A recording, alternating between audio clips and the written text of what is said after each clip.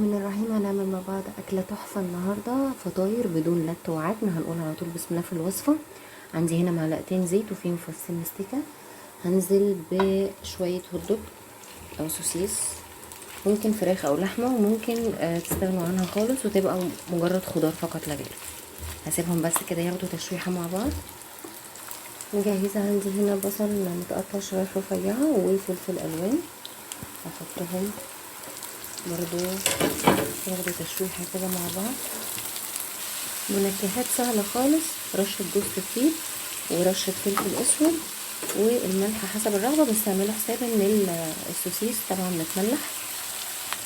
عندي هنا شوية صوص جبنة شيدر، دي حاجة اختياري، ممكن تحطوا رومي موزاريلا، ممكن ما تحطوش خالص، مفيش مشكلة. انا بس كده بحب اعزز النكهة عندي.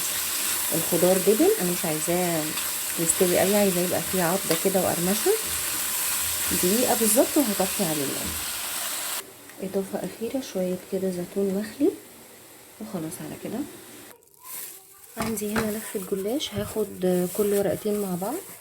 مجهزة هنا مايونيز وكاتشب، هقلبهم كده بس. هحط على النص، مش هحطها كلها عشان ما تبقاش تتبل معايا وتتقطع بسهولة.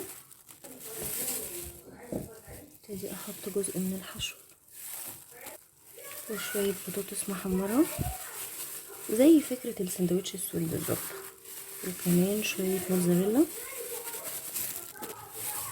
ابتدي كده اطبق جزء من هنا وجزء من هنا والفها رول.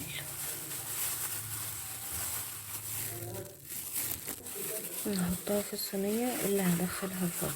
انا هجهز كل الكمية. عملت بسم الله ما شاء الله 1 2 3 4 5 رولات كبار.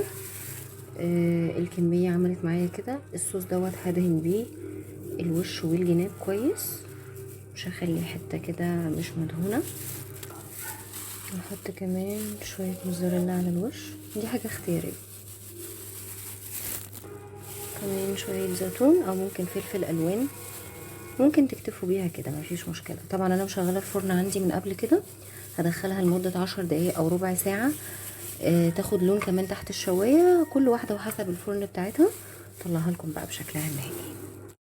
ده شكلها بعد ما طلعت من الفرن. عايزة اقول لكم تحفة،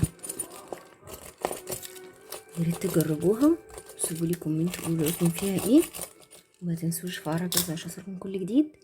ولو عجبك الفيديو لايك وسبسكرايب وشير، وان شاء الله هنزلكم وصفات تانية جديدة. انا حبيت اوريها لكم بس من جوه مورقة وبجد وهمية. هستنى بقى تعليقاتكم ولايكاتكم ويشيروها كتير جدا، وان شاء الله هنزلكم وصفات تانية.